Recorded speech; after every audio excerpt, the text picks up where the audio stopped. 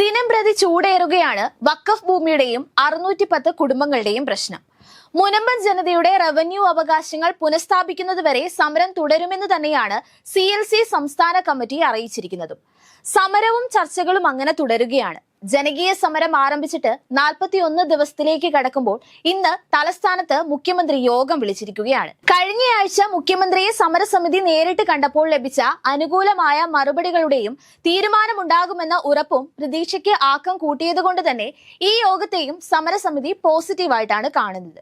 ഒപ്പം റവന്യൂ അവകാശങ്ങൾ സ്ഥാപിച്ചു കിട്ടുമെന്ന ആവശ്യവുമായി 1 ലക്ഷം പേരുടെ ഒപ്പുകളോടെ മുഖ്യമന്ത്രിക്ക് നിവേദനം നൽകുന്ന പരിപാടിക്കും തുടക്കം കുറിച്ചിരിക്കുകയാണ് ജനങ്ങൾ. എങ്കിൽ തന്നെയും ഈ ഒരു ഘട്ടത്തിൽ സമരം അവസാനിപ്പിക്കുന്ന കാര്യം അവർ തീരുമാനിച്ചിട്ടേയില്ല. റവന്യൂ ഉടമസ്ഥത പുനഃസ്ഥാപിച്ചു കിട്ടുക എന്നതാണ് പ്രധാന ലക്ഷ്യമെങ്കിലും അതിന് ഏറെ കടമ്പകൾ കടക്കാനുണ്ടെന്ന വസ്തുത ജനങ്ങൾക്കടക്കം അറിയാവുന്നതിനാൽ അതുവരെ സമരം തുടരുക എന്നത് തന്നെയാണ് അവരുടെ ലക്ഷ്യം. വഖഫ് ട്രൈബ്യൂണൽ തീരുമാനവും ഹൈക്കോടതി തീരുമാനവും എത്തിയെങ്കിൽ മാത്രമേ സർക്കാരിന് റവന്യൂ അവകാശങ്ങൾ പുനഃസ്ഥാപിക്കാൻ സാധിക്കുകയുള്ളൂ. അതുകൊണ്ടാണ് സമരം തുടരുക തന്നെ ചെയ്യുമെന്ന് സമരസമിതി വ്യക്തമാക്കിയിരിക്കുന്നത്. ഇന്നത്തെ യോഗത്തിൽ പ്രധാനമായും കൈവശാവകാശ രേഖയുള്ളവർ കുടിയിറങ്ങേണ്ടി വരില്ല എന്നും അവർക്ക് അവിടെ താമസിക്കാനുള്ള അവകാശം സർക്കാർ ഉറപ്പു നൽകുന്ന ഒരു തീരുമാനം ലഭിക്കുമെന്ന് തന്നെയാണ് സമരസമിതിയുടെയും ജനങ്ങളുടെയും ഉറച്ച വിശ്വാസം. ഭൂമിയിലെ വഖഫ് അവകാശവാദം ഇവിടുള്ള കുടുംബങ്ങളെ കുടിയിറക്ക് ഭീഷണിയിലേക്ക് തന്നെയാണ് തള്ളിയിട്ടിരിക്കുന്നത്. വർഷങ്ങൾക്ക് മുമ്പ് പണം കൊടുത്ത് സ്വന്തമാക്കിയ തങ്ങളുടെ ഭൂമി കൈവിട്ടു പോകുമെന്ന ആശങ്കയിലാണ് ഓരോ കുടുംബവും. കാലങ്ങളായി തുടരുകയാണ് ഈ നിയമ പോരാട്ടം. അതുകൊണ്ട് തന്നെ ഇത്തവണയെങ്കിലും ഈ സമരത്തിലൂടെയെങ്കിലും ലക്ഷ്യം കാണണമെന്നാണ് ജനങ്ങളുടെ തീരുമാനം. സ്വന്തം ഭൂമി പണയപ്പെടുത്തി ജീവിച്ചും ജീവിത മാർഗങ്ങൾ കണ്ടെത്തുകയും ചെയ്തിരുന്നവർക്കിപ്പോൾ ഭൂമി ഒന്ന് വിൽക്കാനോ ഒന്ന് പണയം വെക്കാനോ പോലും കഴിയാത്ത ദുരവസ്ഥയാണുള്ളത്.